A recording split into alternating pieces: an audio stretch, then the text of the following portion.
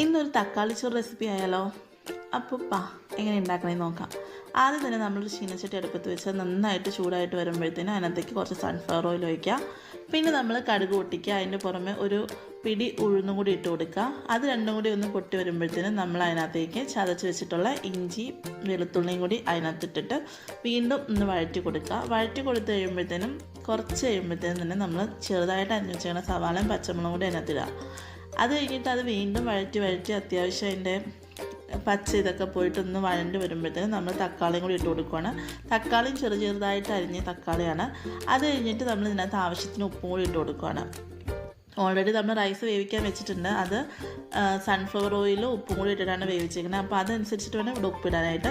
പിന്നെ നമ്മൾ അടുത്തായിട്ട് പൊടികൾ ഇട്ട് കൊടുക്കുകയാണ്. നമ്മൾ ആദ്യം മുളക് പൊടി, പിന്നെ മല്ലിപ്പൊടി, പിന്നെ മസാലപ്പൊടി, പിന്നെ ഇച്ചിരി മഞ്ഞൾപ്പൊടി, ഇത്രയും പൊടികളാണ് നമ്മൾ ഇതിനകത്ത് യൂസ് ചെയ്യുന്നത്. ഇത്രയും കൂടി ഇട്ടിട്ട് നന്നായിട്ട് വീണ്ടും ഒന്ന് ഇളക്കി വഴറ്റി കൊടുക്കുക. അത് കഴിയുമ്പോഴത്തേനും നമ്മൾ ആവശ്യത്തിന് വെള്ളം ഒഴിക്കുക. അപ്പോൾ ഈ വെള്ളത്തിൽ കിടന്ന് അതൊന്ന് വേവുകയും ചെയ്യും. പിന്നെ നമ്മുടെ ഈ റൈസ് അതിനകത്തേക്ക് കുറച്ചുകൂടിയൊക്കെ നന്നായിട്ട് മിക്സ് ആവുകയും ചെയ്യും. എന്നിട്ട് നമ്മൾ ആ വേവിച്ച് വെച്ച റൈസും കൂടി ഇട്ടിട്ട് വീണ്ടും നന്നായിട്ട് മിക്സ് ചെയ്യുക. അപ്പം അതിൻ്റെ ആ വെള്ളമൊക്കെ പോകുന്നവരെയൊക്കെ നന്നായിട്ട് മിക്സ് ചെയ്തിട്ട് നമ്മൾ ഒരു പുളിക്ക് വേണ്ടിയിട്ട് നാരങ്ങാനീര് എടുത്ത് വെച്ചിട്ടുണ്ട്. അതും കൂടി ഇട്ട് കൊടുക്കുക.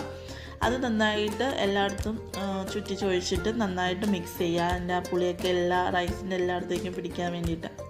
അങ്ങനെ അത് നന്നായിട്ട് മിക്സ് ചെയ്ത ശേഷം നമ്മളത് അവസാനത്തെ സാധനമായിട്ടുള്ള നമ്മുടെ മല്ലിയില അതും കൂടി ഇട്ട് ഒരു ഇച്ചിരി നേരം മൂടി വേവിച്ച് കഴിയുമ്പോഴത്തേനും നമ്മുടെ തക്കാളി ചോറ് റെഡി.